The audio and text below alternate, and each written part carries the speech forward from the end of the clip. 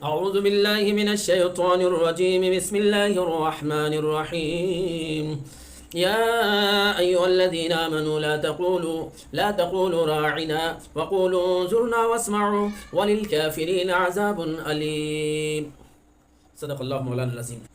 اے ایمان والو، تم نبی پاک صلی اللہ علیہ وسلم کو راعینا نہ کہو بلکہ انظرنا کہو اور سنتے رہا کرو. کافروں کے لیے دردناک عذاب ہے.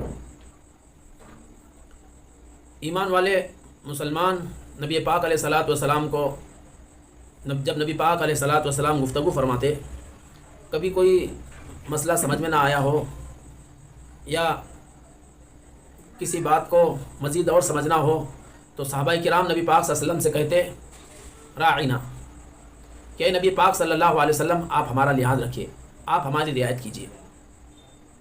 لیکن یہود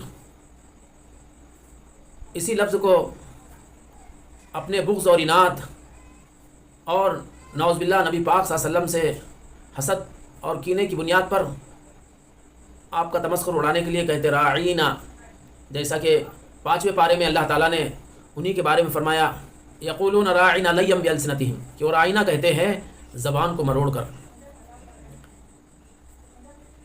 راعینا کا معنی یوں کہ اے ہمارے چرواہے، نعوذ باللہ. یا پھر رعونت سے لفظ ہے تو عبرانی زبان کے اعتبار سے اس کے معنی نعوذ باللہ احمق یا اس طرح کے کچھ تمسخر کا اور مزاح کا معنی اس میں شامل ہوتا ہے.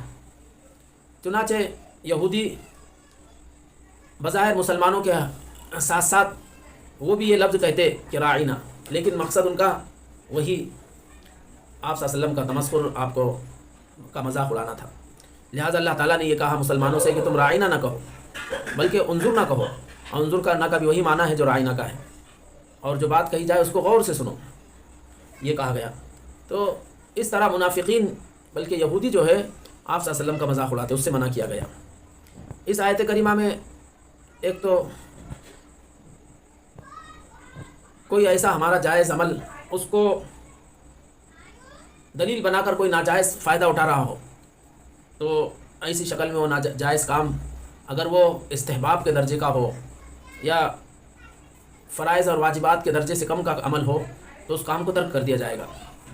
جیسا کہ نبی پاک علیہ الصلاۃ والسلام کے سلسلے میں ہے، ڈھا دیا جائے اور اس کے 2 دروازے کر دیا جائے، ایک مشرق کی جانب ایک مغرب کی جانب، تاکہ لوگوں کے لیے سہولت ہو، اور جو حتیم کا حصہ ہے اس میں شامل کر دیا جائے. لیکن آپ صلی اللہ علیہ وسلم نے اپنی اس تمنا کو محض صرف اس وجہ سے کہ لوگ ابھی مسلمان ہوئے ہیں، ان کے دل میں کہیں کوئی اندیشہ نہ ہو، کوئی فتنہ کا سبب نہ ہو، اس لیے آپ علیہ الصلاۃ والسلام نے یہ عمل نہیں فرمایا. جبکہ اس کا تذکرہ امی جان حضرت عائشہ رضی اللہ عنہ کے سامنے کیا، جس کو وہ حدیث تمام کتابوں میں مذکور ہے. لولا قوم کی حدیث و عادن بالکفر لنخست الکعبۃ وجعلت له بابین شرقیا و غربیا.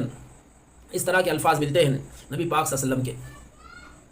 تو اللہ نبی پاک صلی اللہ علیہ وسلم نے ایک یعنی مستحب یا اپنے کے جو جائز کام تھا، ایک مرغوب کام تھا، اس کو صرف اس لیے چھوڑا کہ کہیں فتنے کا سبب نہ بنے. اس لیے ہمیں بھی چاہیے کہ کہیں ایسے ہمارا اپنا کوئی جائز کام جو کسی کے لیے فتنے کا سبب ہو یا کسی ناجائز کام کا جس سے دروازہ کھلتا ہو عوام کے لیے، تو ایسا کام نہ کرے. مثال کے طور پر جیسے حدیث میں آیا ہے کہ شادی بیاہ کے موقع پر دف بجایا جا سکتا ہے، اس کی یقیناً اجازت آئی ہے. لیکن اگر کہیں پیشوا، کہیں اہل علم حضرات اگر عام دف بھی اگر بجاتے ہیں کوئی شادی کے موقع پر تو لوگ اس کو آج کے فتنے کے زمانے میں اس کو دلیل بنا لیں گے، اور پھر اس سے ناچ گانا جو اگر سے جاری ہے لیکن اس کے لیے اور ان کے لیے ایک راستہ کھل جائے گا. تو اس سے اللہ کے نبی پاک صلی اللہ علیہ وسلم نے منع فرمایا.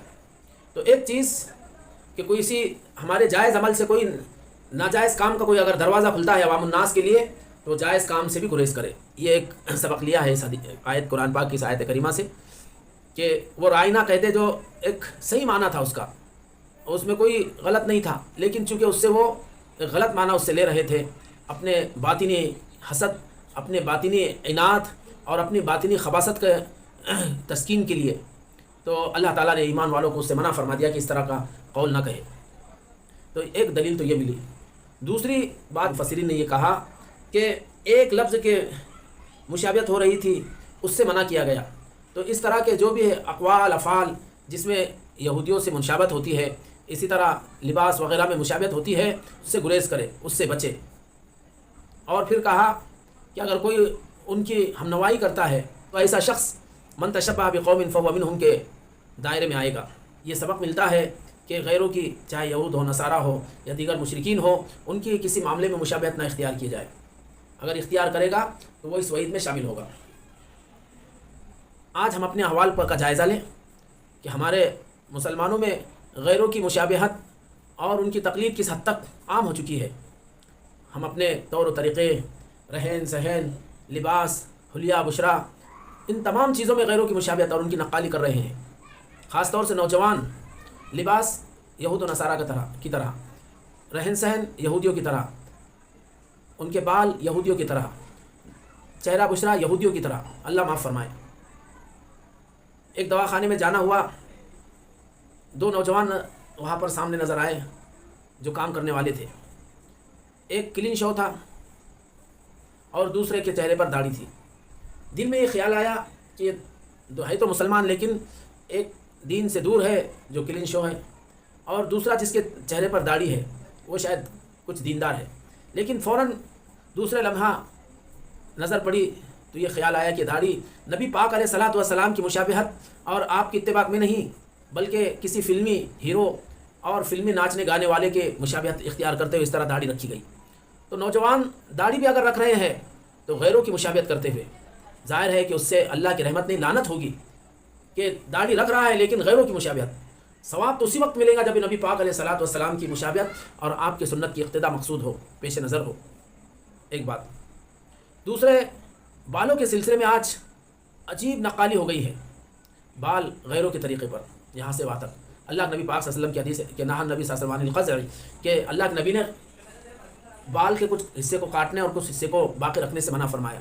کاٹنا ہو پورے کاٹے، رکھنا ہو پورے رکھے، یہ اللہ کے نبی کا حکم ہے اور آپ کی سنت ہے۔ لیکن اس کے برخلاف آج یہود و نصارہ اور اسلام دشمن جس طریقے سے بال رکھ رہے ہیں، اس طریقے پر ہمارے نوجوان بال رکھ رہے ہیں۔ اللہ کے نبی پاک صلی اللہ علیہ وسلم کے صحابہ کو دیکھو، ایک آدھے صحابی نے زلفہ رکھا، اللہ کے نبی نے ناراضگی کا اظہار کیا، فوراً وہ صحابی گئے اپنے بال کٹوا لیے۔ تو ایسا معاملہ تھا، لیکن آج کے نوجوان بالکل ان کی نقالی کرنے کو ایک اپنی دانش مندی سمجھ رہے، عقل مندی سمجھ رہے۔ ایسا نوجوان دیکھنے میں آیا آج ہی کہ ماشاءاللہ نمازی ہے، نماز کے لیے مسجد میں آیا ہے، چہرے پر جمال داڑھی ہے، لیکن بال بالکل یہود و نصارہ اور اسلام دشمن کی طرح ہے۔ تو اس کی ضرورت ہے کہ ان چیزوں سے اجتناب ہو۔ علامہ اقبال نے کہا تھا، وضع میں تم نصارہ ہو تمدن میں ہنود، وضع میں تم نصارہ ہو تمدن میں ہنود، یہ مسلمان جنہیں دیکھ کر شرما یہود۔